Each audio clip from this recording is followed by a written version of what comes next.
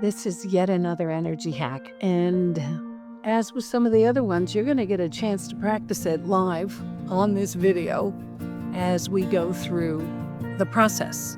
So if you end up with questions about how to work with these hydrangeas, just let me know in the comments. I'm Jill Lee, founder and director of the Energy Healing Institute, and if you'd like to know a little bit more about energy healing and the courses and content available at Energy Healing Institute, check us out at energyhealinginstitute.org. I call this hack Hydrangea Haven, just to be clear. So people come to energy practitioners all the time because they want to be cleared of energy that they have picked up from others. And it's understandable because we're all semi-permeable. We should, I don't like shoulds, but technically, we should have energetic boundaries that create containment for our field and create separation from others. And yet sometimes that's a really hard thing to accomplish because we're too familiar with someone, or because an experience that we're having resonates with some other time and place in our own experience, and it lights up energies that sort of cause us to enroll in someone else's experience. Or, for heaven's sakes, it's, coming into the holiday season. Do your families light you up the way my family used to? Because if that's the case, that's another place where you might find yourself taking on energy from other people you know, perhaps people you love, perhaps just, people who annoy you, whatever, families, right? And that separation gets blurred. So when you're up against an experience like this, one of the nice things to do is to think about hydrangeas and think about them as these sort of giant shrubs with these big puffy flowers. I live in Portugal. They are massive in Portugal because of the climate here.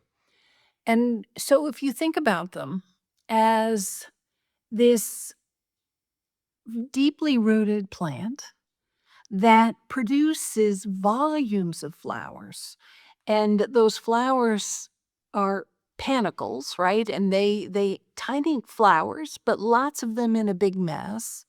You can sort of think of them as energy receptors for all kinds of things.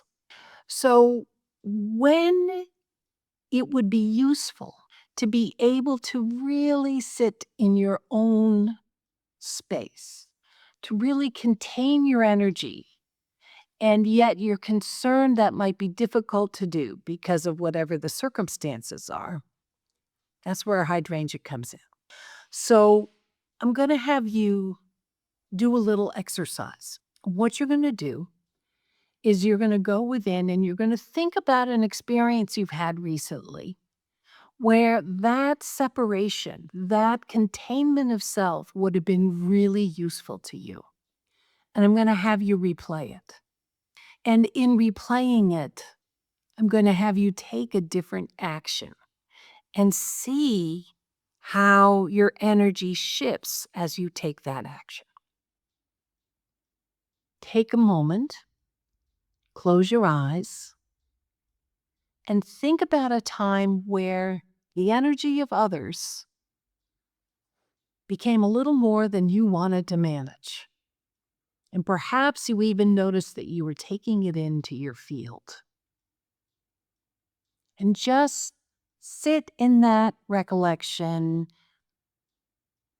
Notice what you felt in your body. Notice where your mind went. Notice where your emotions went. Not asking you to recreate it. I'm asking you to just reconnect to that moment. Now, imagine those people, whoever they were. Imagine yourself. And in between you, I want you to plant a hydrangea shrub right in the air, in between the two of you. or the you and others, however many, doesn't matter. And with your intention and your focus, direct all the energy from those others that is coming towards you to go into that shrub, knowing that that energy gets disappeared into that shrub and down through the root system into the earth. And then sitting in your own sovereignty, take that moment to notice how different you feel, how different your mind is, how different your emotions are, how different your energy is.